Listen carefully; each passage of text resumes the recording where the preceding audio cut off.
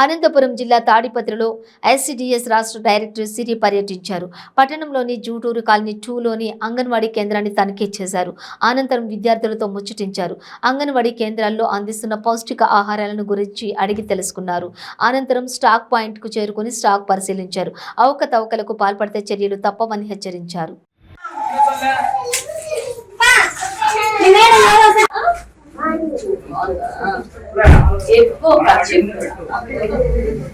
బాగుంది, బాగా మెయింటైన్ చేస్తుంది.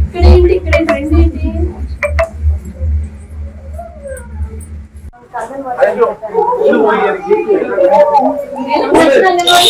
నేను రాను. సరే వచ్చినందుకు ఇంకొక 5 minutes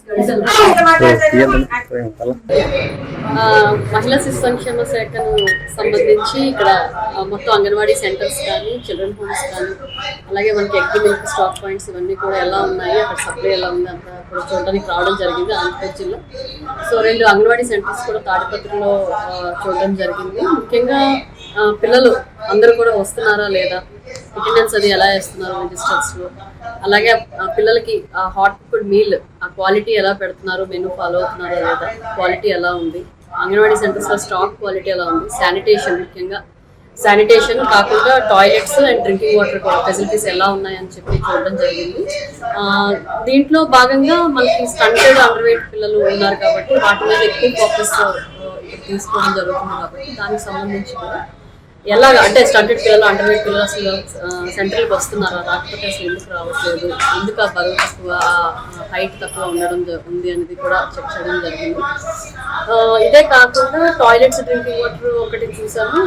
తర్వాత సరఫరా చేసే ఐటమ్స్ ఎలా ఉంది క్వాలిటీ, రైస్ దాల్ ఆయిల్ కానీ ఇవన్నీ కూడా క్వాలిటీ ఎలా ఉన్నాయని చెప్పి కూడా చూడడం జరిగింది. ఇంకా ఈసీసీ యాక్టివిటీస్ ముఖ్యంగా అంగన్వాడీ సెంటర్స్లో మనకు ఎక్కువగా భోజనాలు పెడుతున్నాము. ఈసీసీ యాక్టివిటీస్ మీద కాన్సన్ట్రేషన్ కొంత చేయాలి అనే ఉద్దేశంతో వీళ్ళకి ఎలా చెప్తున్నారు, వీళ్ళకి రైస్ కానీ ఏబీసీడీ కానీ 1 2 3 కానీ బేసిక్ ఎలా చెప్తున్నారు కూడా చెక్ చేయడం జరిగింది. ఇప్పుడు చూసిన 2 అంగన్వాడీ సెంటర్లో కూడా కొంతమంది ప్రింట్ మీడియా వాళ్ళు కూడా ఫాలో అవ్వడం జరిగింది. అంతా కూడా బాగానే జరుగుతుందని చెప్పి సూపర్వైజర్ నిజంగా మాకు ఏమైనా రిపోర్ట్ వస్తే వాటిని ఎంక్వైరీ చేసి నిజంగా ఒకవేళ తప్పు చేస్తే ఖచ్చితంగా యాక్షన్ జరుగుతుంది. అంటే వీళ్ళు సూపర్వైజర్